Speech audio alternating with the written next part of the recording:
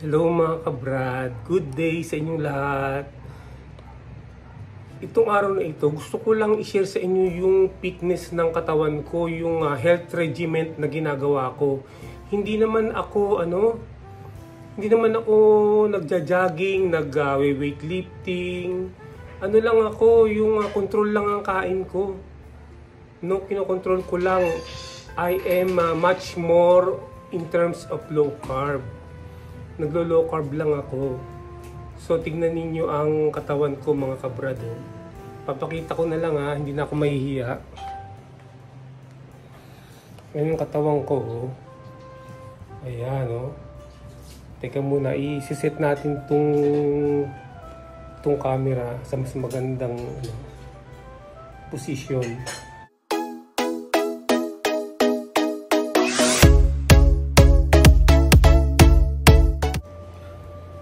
Ayan mga kabrado, nakikita niyo ba yung katawan ko?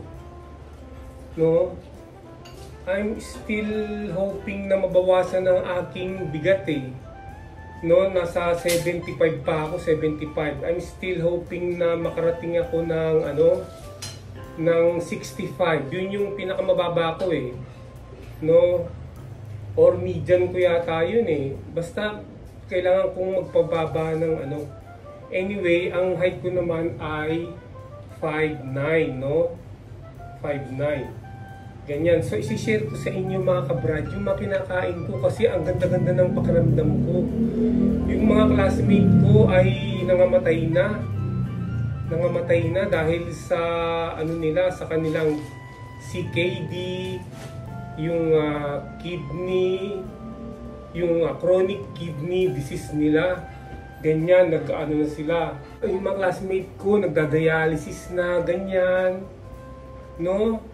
Pero ako, naramdaman ko rin dati yun Talagang nagkaroon din yata ako ng stroke nun Pero nung talagang naging very strict na ako sa aking health. Talagang mini-maintain ko yung hindi pagkain ng kanin. Mini-maintain ko yung low carb diet, no? At ang ginagamit ko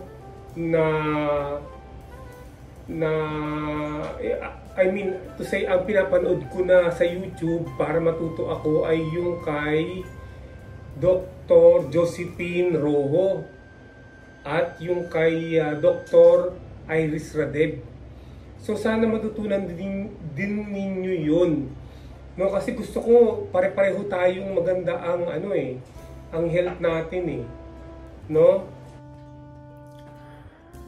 Mga kabrad, 3 taon na akong nagbablog, 3 taon na akong video creator or content creator. Yung mga maraming naunang mga video ko, panay mukbang yun, nagmumukbang ako dati. Kasi wala pa akong nararamdaman. Talaga, wala akong high blood, wala akong cholesterol, wala akong diabetes. Ay nako, kain lang ako ng kain talagang todo-todo. Kung gusto niyo balikan niyo yung mga video ko at makikita niyo panay mukbang ako. At makikita niyo kung gaano kalaki ang mukha ko. Ang lapad-lapad ng mukha, ang bilog na bilog yung mukha ko, ang lapad-lapad ng pisngi ko, ang taba-taba ko, no? Ngayon, one time kain ako ng kain doon na nakaramdam na ako ng kakaiba. Nakahiga lang ako one time. Umagang-umaga yung kagigising ko lang, nakahiga pa ako, nagsiselfone akong ganyan. Maya-maya, umikot na yung paningin ko. Umikot na. Bumabaliktad yung mga bagay, lahat ng nakikita ko. Tapos sabi ko sa sarili ko, mamamatay na ako. Sabi ko, nagpapanik na ako nun. Tapos tinawag ko na yung mga anak ko, mga anak, halika kayo rito, mamamatay na yung daddy niyo, mamamatay na. O kasi bumabaliktad yung paningin ko, walang tigil talaga, walang tigil. Ang tagal-tagal bumabaliktad. Tapos, kasalukuyan kong kausap yung mother ko nun sa cellphone. Sabi ko, mother, mama, mamamatay na ako. Sabi ko, bahala na kayo sa mga anak ko Ganyan. Ang tagal-tagal talaga. Tapos punong-puno ako ng pawis habang nakahiga ako. Pinagpapawisan ako ng gusto. Mama, mamamatay na ako. Sabi ko, sabi ng anak ko, ano, dadaling ka na ba namin sa ospital? Hindi, wag na ako. Wag na, di ba nang mamatay na ako? Sabi kong ganyan. Tapos, ano, ang tagal-tagal talagang umiikot yung paningin kong ganyan. Talagang, tas umiiyak na ako, mamamatay na ako. Sabi kong ganyan, no? Tas hilong-hilo ako. Yung pala, mataas na yung blood pressure ko.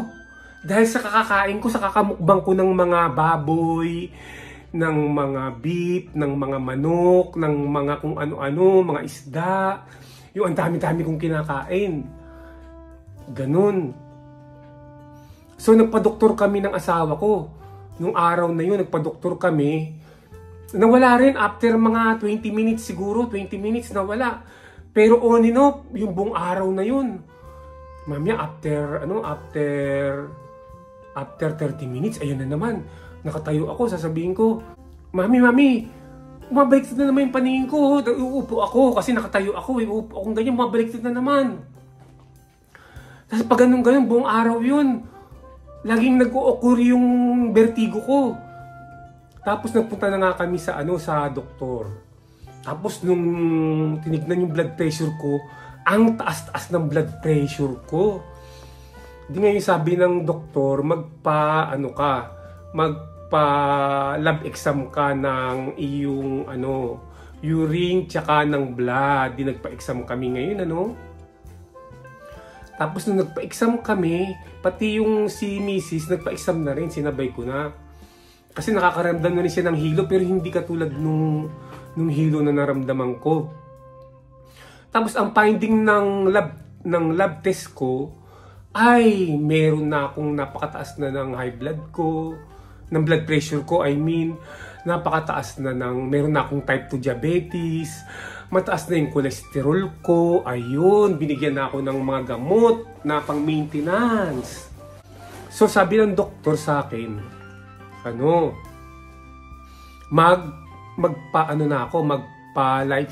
magpa-lifestyle change na ako. I mean to say, mag-lifestyle change na ako.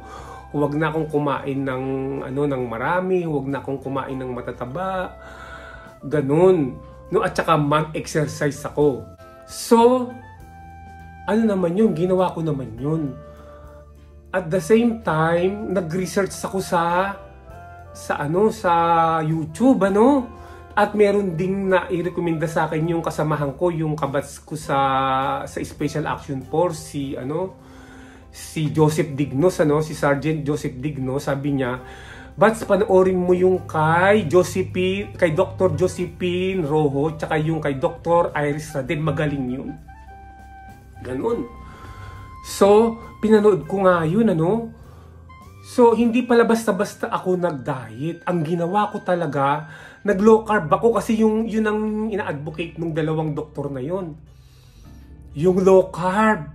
So, magmula nun, hindi na ako kumain ng kanin, hindi na ako kumain ng mga tinapay, lahat ng bread, hindi ako kumakain ng mga noodles, ng mga pasta, ng mga yung pansit canton, pansit bihon. Hindi na ako kumakain ng candy, hindi ako nagsusoft drinks, hindi ako kumakain ng cake, hindi ako kumakain ng ice cream, basta lahat ng pagkain na gawa sa carbohydrates, yung harina. Kasi carbohydrates ang harina, di ba? Tapos lahat ng soft drinks, hindi ako nagsusoft drinks. Ganyan. So, pinilit kong huwag kumain. At marami namang makakain talaga ayon dun sa may yung mga sinasabi ng dalawang doktor. So, inano ko yun.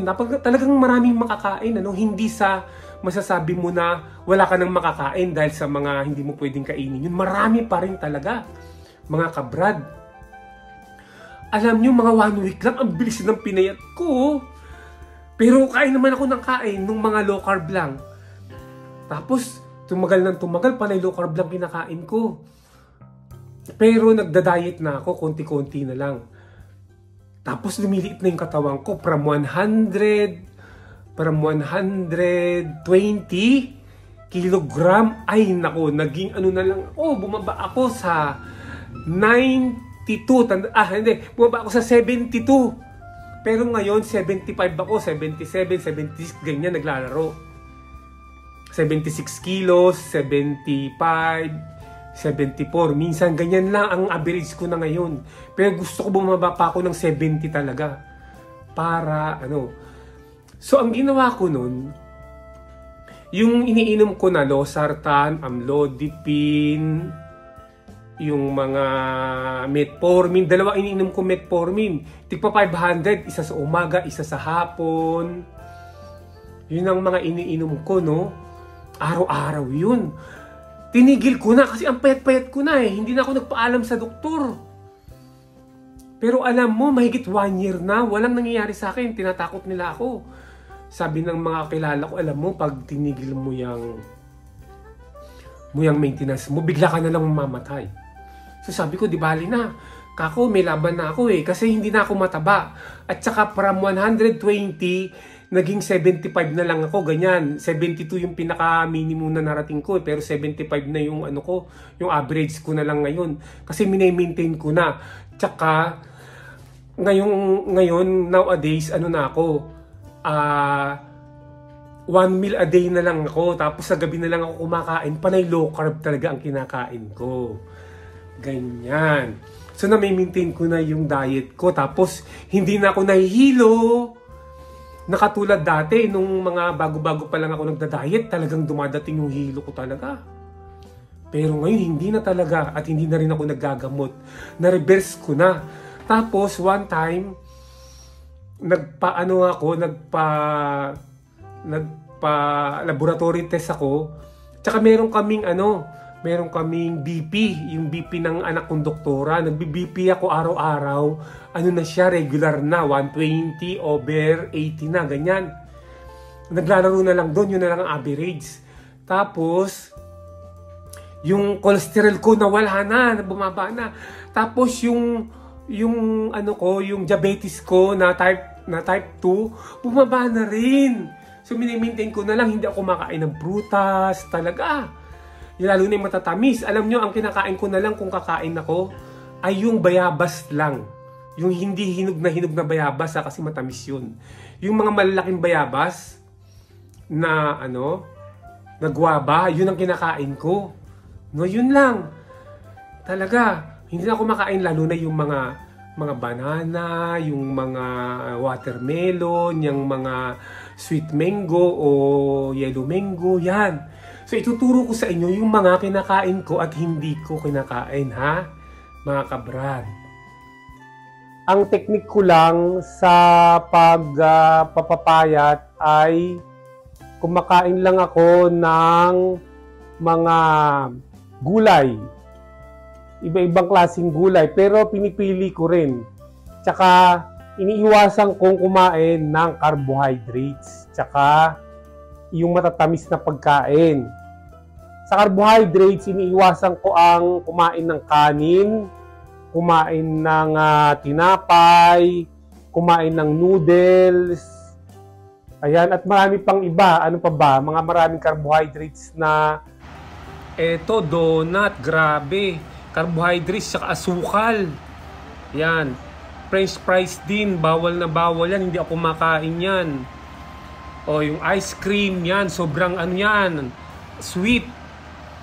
Yung cakes, nako. Sobrang sweet yan. Bawal yan.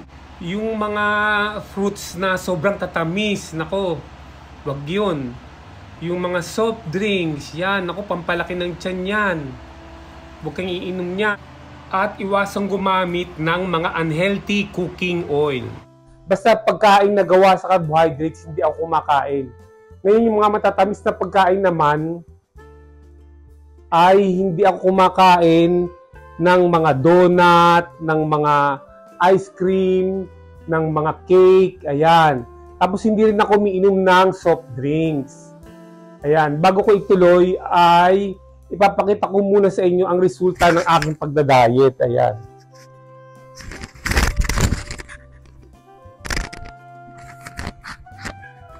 Ayan mga kabrad, nakita niyo ba yung katawan ko ngayon?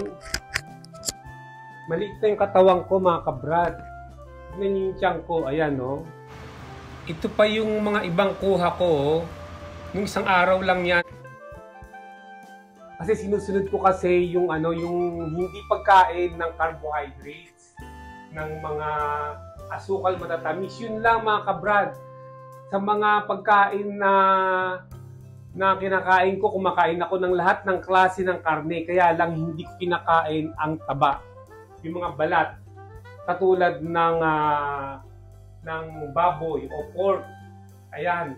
Kumakain lang ako yung lean meat, yung karne niya. At yung baka, hindi ako kumakain ng taba ng baka. Kumakain din ako ng manok, pero kadalasan yung mga laman lang. Hindi ako kumakain ng balat. Pero ang sabi nila, mas maganda raw yung chicken breast. Yung kumakain din ako nun. Eh ako naman, lahat ng parte ng manok kinakain ko except yung balat lang. Ayan. At madalas din akong kumain ng karne ng bibe. Hindi ko kinakain yung balat ng bibe. Ayan. Tapos pag gutom ako, gusto kong kumakain din ako ng itlog. Mga piniritong itlog, nilagang itlog. Tsaka mga kabrada, hindi ako kumakain ng marami, konti lang ang kinakain ko. So nakita niyo naman yung katawan ko kung gaano nakaliit ang tiyan ko. Ayan, no? Basta ang payo ko lang sa inyo, huwag na kayong kakain ng mga pagkain na carbohydrates. Katulad nga yung sinabi ko na kanina na noodles, yan. Yung mga tinapay, lalo na yung tinapay na merong matatamis, yung may asukal. Ayan. Yung mga pansit, gawa sa carbohydrates yun. So sa soft drinks naman, tubig lang ako lagi. Tubig lang, hindi ako umiinom ng mga soft drinks, yung mga Mountain Dew, ganyan. Yung mga tinimpla na soft drinks, katulad ng Tang, hindi. Tubig lang talaga ako. Ibabalik ko lang yung damit ko, ha. Kasi naipakita ko naman na ang resulta ng aking pagda-diet. Ayan, tsaka may mga video rin ako